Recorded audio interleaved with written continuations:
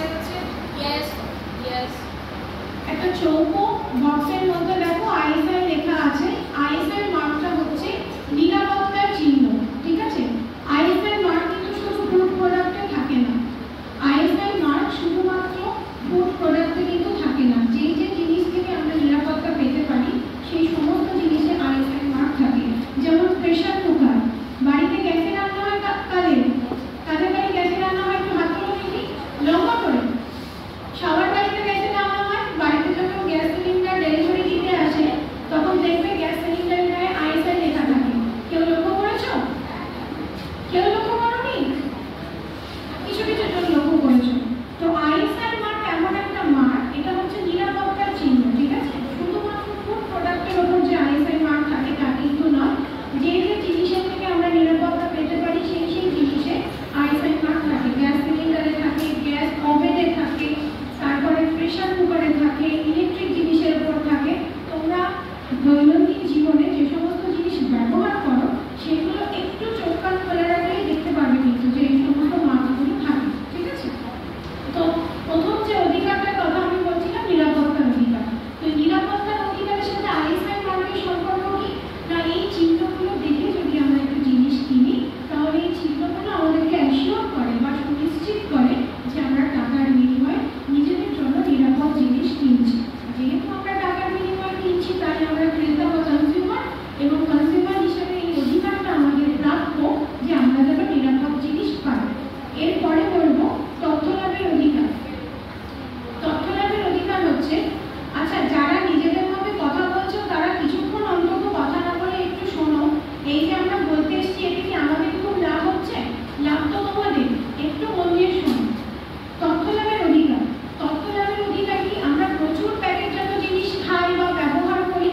ধরো যারা কসমেটিক, যে কোনো কসমেটিক যারা ইউজ করে তারা দেখবে কি কি লেখা থাকে প্যাকেটের গায়ে, বা যদি কোনো টিউব হয় তার গায়ে কি কি লেখা থাকে, কবে জিনিসটা তৈরি হয়েছে, জিনিসটা কতদিন আমরা ইউজ করতে পারবো, এক্সপায়ারি ডেট কবে, তার সাথে থাকে এমআরপি, এবং আরো একটা জিনিস থাকে, কে বলবে?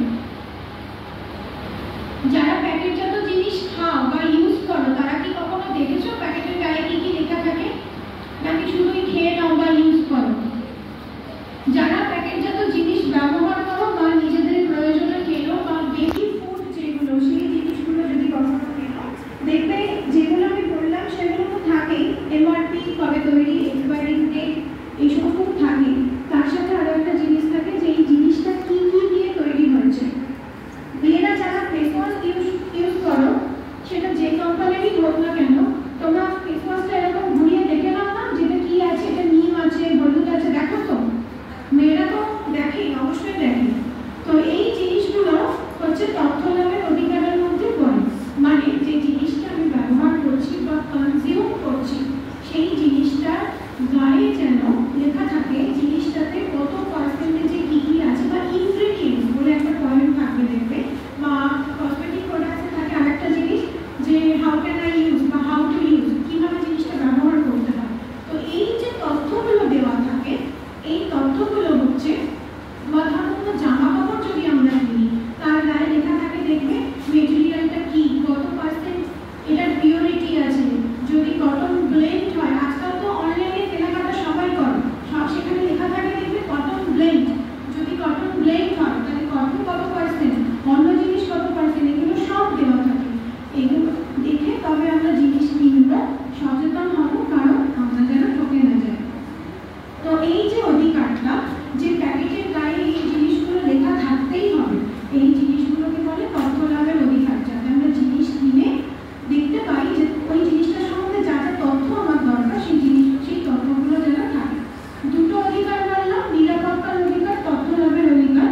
নিরাপত্তার অধিকার আমি যে শুধু আইএসআই মার্ক বলেছি, শুধু আইএসআই মার্ক কিন্তু না, বিআইএস, হলমার্ক, যে মানে হলমার্ক যে মার্কগুলো থাকে, এফটিও, বিভিন্ন mark, silk mark, woollen mark বা উল মার্ক, এই জিনিসগুলো কিন্তু সবই আমাদের দৈনন্দিন জীবনে কাজে লাগে। তো